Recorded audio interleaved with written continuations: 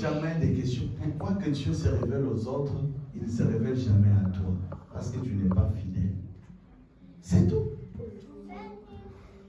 Celui qui est fidèle dans les petites choses, Dieu lui confiera des grandes choses. C'est ça, non? Jean était fidèle. Personne n'a parlé de la fidélité de cet homme. Jean-Baptiste était fidèle, un serviteur fidèle. Et Jésus va aller le trouver où? À son poste. Si Jésus revient aujourd'hui, mon frère, ma soeur, est-ce qu'il va nous trouver à notre poste d'enfant de Dieu sur la terre? Ou en train de jouer le rôle pour lequel il nous a créés. Vous savez, si tu regardes Proverbe 16, je crois 4, il dit car tout ce que Dieu fait, l'a fait pour un but. Personne n'a existé. Je sens un mouvement des enfants, s'il vous plaît.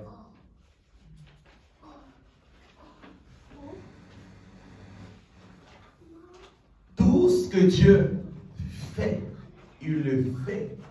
Il a fait pour un but. L'homme n'a pas été fait que pour manger et boire. L'homme a été fait pour servir Dieu. Ça, nous devons le comprendre. Tu sois en Europe. Est-ce que Dieu t'a envoyé de célébrer l'Europe?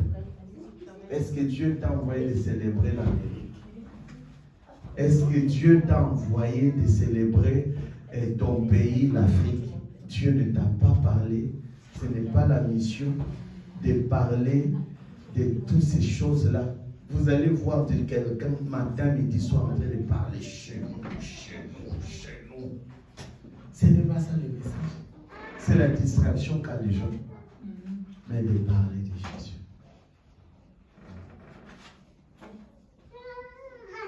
Vous allez voir combien nous sentons des désirs d'aller voir les gens parler un peu avec eux. Mais qu'est-ce que vous partez parler avec eux? Que des projets, de devenir, d'avoir des chiens, d'avoir des chats, d'avoir des lapins. Oui, mais après, où est Dieu dans les lapins? Où est Dieu derrière ça? Et qui va les soutenir? Voici celui qui peut soutenir tous les projets de tous les hommes de l'humanité. C'est l'agneau qui était au baptême de Jean-Baptiste. Amen.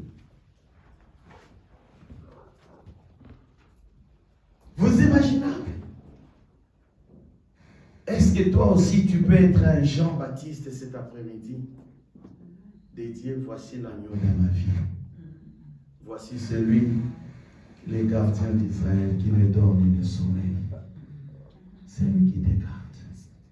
Vous voyez que parce que tu as bien mangé hier la nuit, tu t'es réveillé. Il y a des sœurs qui ont mangé du caviar. Vous connaissez qui a déjà mangé du caviar ici? Tu as déjà mangé? Même toi. Rien du tout. Ça coûte cher. Hein? Un plat coûte combien? Frère Joseph, toi qui as le Google en main tout le temps, le plat de caviar coûte combien? 200 euros. Hein? 200 euros. C'est là qu'il y a des boules d'atchiqué là. Toi, tu vas acheter un plat de dessin. C'est comme ça. Un peu là, 200 euros. Imaginez, tu as 10 enfants. Tu vas laisser combien là? 2000 euros pour les caviar. Ancien charité, 2000 euros. Tu vas acheter combien de sacs d'huile pour une maison? Tu as des calculatrices toujours. Tu es une maman, non?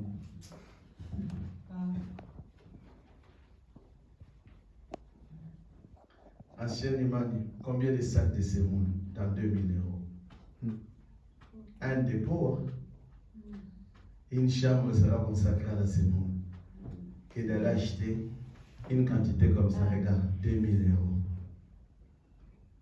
Voici celui qui détient les clés de la maison de David aussi.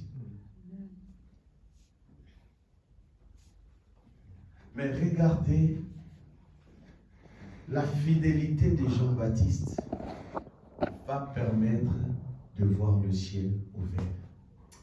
Moi, je suis fatigué des dimensions passées avec Dieu. Je veux des nouvelles dimensions. Amen. Vous n'êtes pas fatigué de chanter toujours les mêmes chansons du passé là. Vous voulez des chants nouveaux. Mais les chants nouveaux, c'est voici l'agneau qui paie les frais. Amen. Il faut chercher Dieu dans une autre dimension. Yes, Lord. Mais regardez quand même mon message. Regardez. Jean, ayant entendu parler de Jésus où? Quelqu'un peut m'aider? Où est-ce qu'il a entendu parler de Jésus de nouveau? Où? Il était où?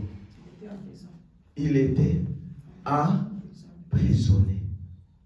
C'est lui qui a dit, voici l'agneau qui ôte le péché du monde. C'est lui qui a inventé Jésus. C'est lui qui a célébré Jésus devant le fou. Mais regardez maintenant comment le plan de Dieu peut être aussi compliqué sur nous les enfants de Dieu.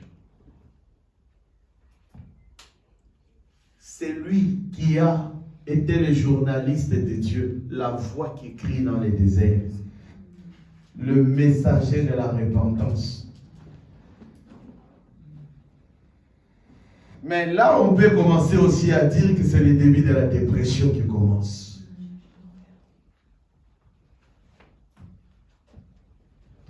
C'est lui qui a même donné la révélation que lui il est plus grand que moi. Moi, je peux vous baptiser, je vous ai baptisé d'eau, mais lui il a la capacité de baptiser de l'esprit et de feu. Mais Jean va crier.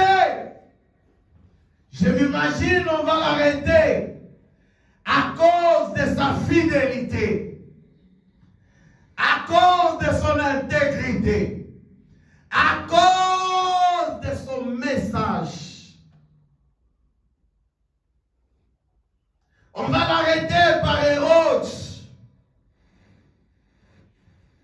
d'avoir dénoncé l'adultère.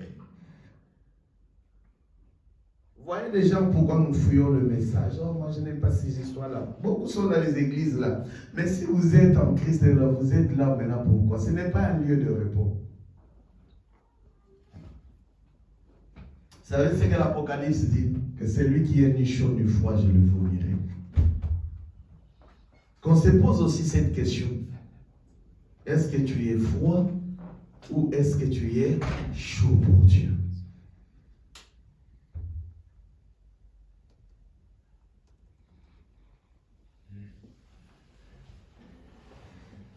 Celui qui est ni chaud ni froid, je le vomirai. Regardez cette affaire-là, comment ça s'est gâté. Cet homme qui baptisait des milliers de foules, qui a baptisé même l'agneau de Dieu. Cet homme qui a vu le ciel s'ouvrir. J'ai commencé à comprendre une chose, mes bien-aimés. Attention avec les exploits dans la vie, que ça ne nous trompe pas. Voir les exploits de Dieu dans la vie de Dieu, cela ne veut pas dire que c'est une garantie pour entrer dans le royaume de Dieu.